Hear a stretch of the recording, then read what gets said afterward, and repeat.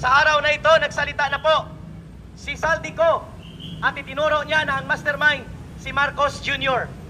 Tingnan niyo po sa media, mahigit na 12 million views ang video ni Saldico na nagpapahayag na ang pagnanakaw ang malawak na pandarambong ipinag-utos ni Marcos Jr.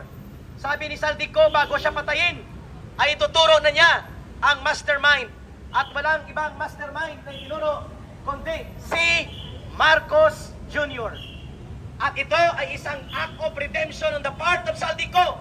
Tinamaan po siya ng konsensya niya sapagkat makikita na ang layunin talaga ay hindi lamang patakasin si Saldico, kundi siya mismo ay gawan po ng masama.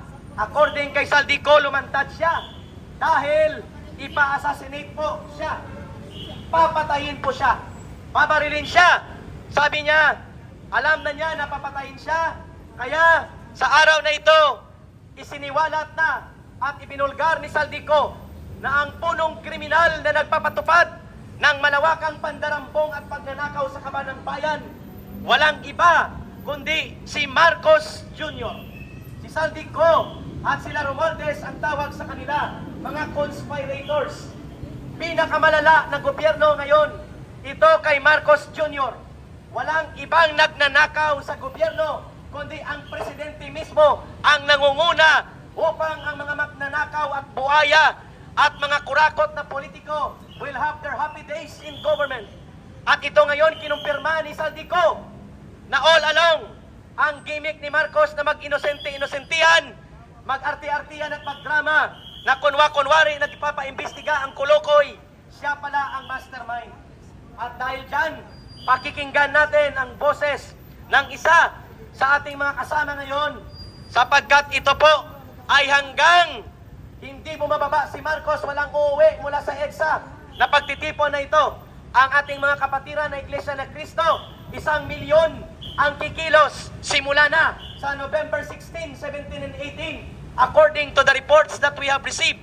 At dito sa EDSA, open to all ang gustong manindigan na tapusin na ang kabulukan at pagkamagnanakaw ng gobyerno ni Marcos. Open kayong pumunta sa EDSA, mapayapang pagtitipon, sama-samang pagkilos upang papanagutin ang pinakapunong salaring kriminal na mastermind at pasimuno ng 1 trilyon mahigit pesos na pagnanakaw. Itinuro na ni Saldico. Ngayong araw, mahigit na 12 million views ang video na ito. Hindi ito AI. Ito ay authentic at ito ay binibitbit ng malalaking media outlet.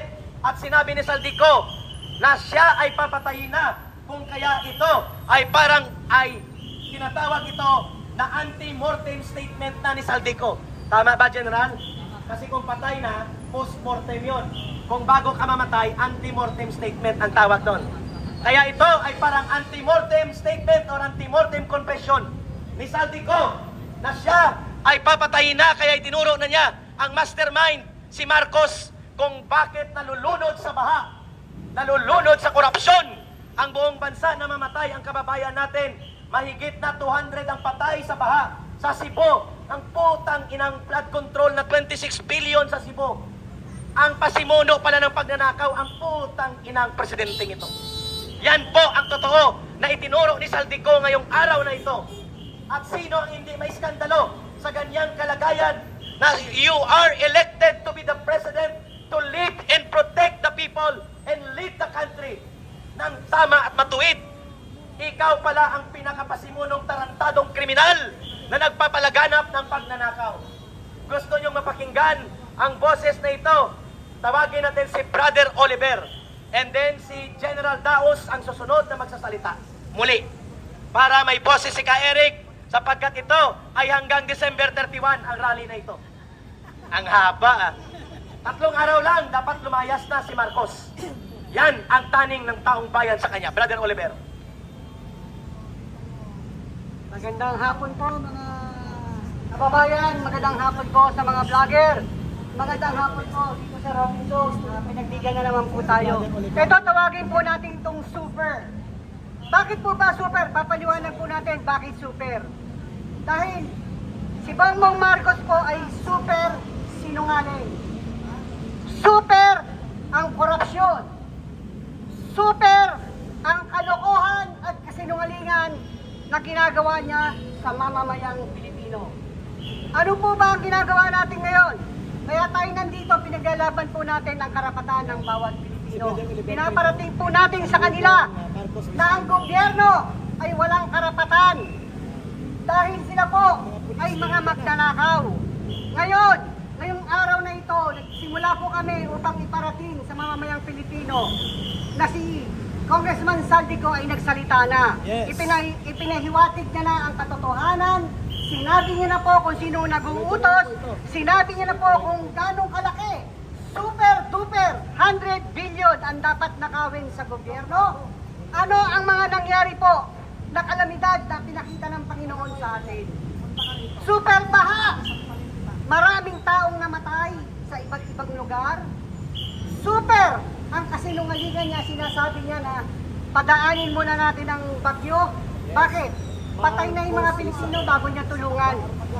Nagbigay ng tulong. 5,000, 10,000. Saan makakarating po ba yung 5,000, 10,000? Makakabili po ba ng hollow blocks, simento, buhangin, yero? Hindi po, wala pong mararating yan. Kaya, nandito po tayo nananawagan sa mga mamamayang Pilipino, lalo na sa mga mahihirap, na ngayon ay super hirap na po.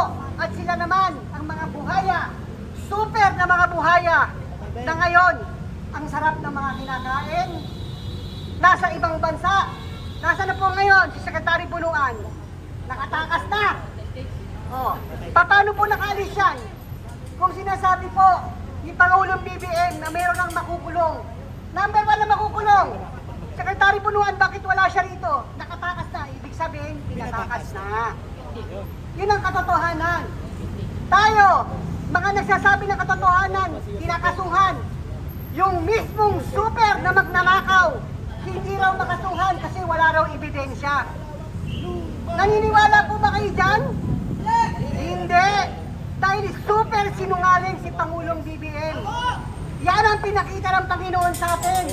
Nagsimula po siya ng kasinungalingan ng 5.5 na flood control. Ano ginawa ng Diyos? Ilang pangalawang araw, bumagyo, bumaha.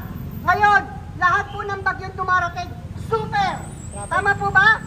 Oh. Bakit po pinapakita ng Panginoon yung pinaparamdam ng Diyos sa Kanya? Pinagbigyan na kita, inupo na kita. Dapat pinakita mo na ang mga Marcos ay hindi magnanakaw. Pero ano ang ginawa mo? Ginawa na ng tatay mo at ngayon ginagawa mo pa rin. Kaya yan ang magpapatunay, Diyos na rin ang nagpakita na ang mga pamilyang Marcos talaga. Simula sa tatay hanggang sa anak, dadanasin yan hanggang sa apo. Yan po ang katotohanan, kaya tinatawag po natin ng super. Lahat po ng super nandito na. Lahat. Dinanas na po natin ang 20 pesos na bigas. Nasa na po ngayon? Budol! Nakakalimutan na. Puro budol ang nangyari sa atin. Binudol na tayo sa simula. 3 taon na. Ngayon, nasa budol. Kaya, gumising na po tayo ang mamamayang Pilipino. Especially sa mga mahihirap. Nasa na po ang mga farm to market road. Ang lalaki. Sobrang lalaki. Bilyon ng mga project. Sabi nga po ni Ka Eric sa Quezon City, Yes. isang village, magkano ang kontong na binigay? Village po yun ha, pero flood control, ilang milyon? 80 milyon. 20 milyon. Ng puta na.